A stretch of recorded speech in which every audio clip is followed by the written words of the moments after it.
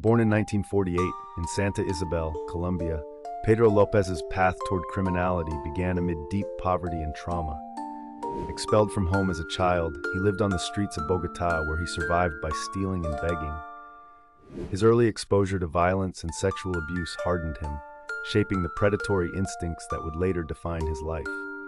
By his teenage years, Lopez was already immersed in petty crime. He was arrested for stealing cars and sent to prison, where he later claimed he was brutally assaulted by other inmates. After his release, Lopez's crimes escalated from theft to murder, his first known victims allegedly being the men who had abused him in jail.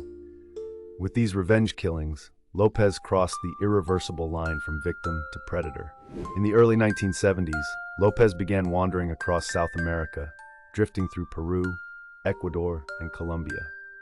It was during these years that he developed his horrifying pattern, abducting, assaulting, and murdering young girls, most between 8 and 12 years old.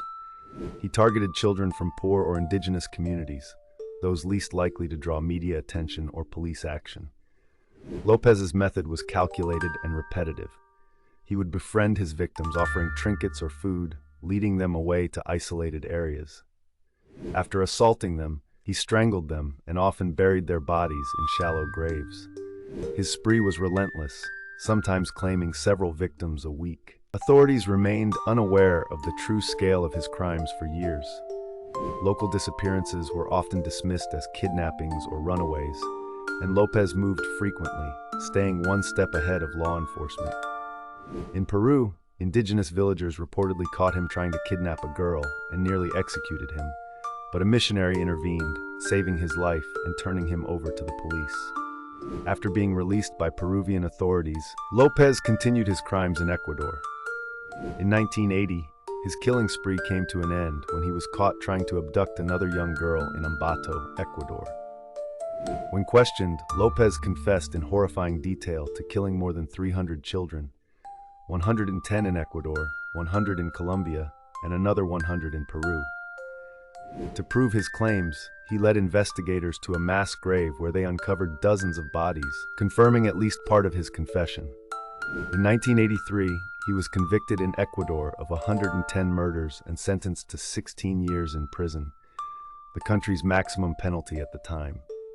Even in prison, Lopez showed little remorse, claiming that he was doing the work of God by sending innocent souls to heaven.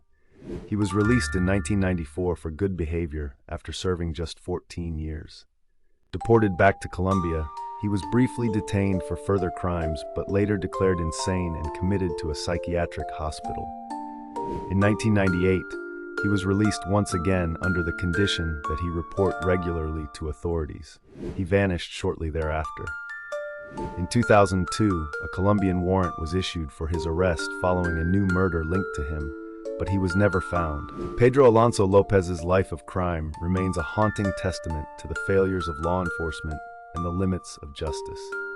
His story is that of a man shaped by cruelty, who unleashed unimaginable horror on the most innocent, and whose ultimate fate is still shrouded in mystery.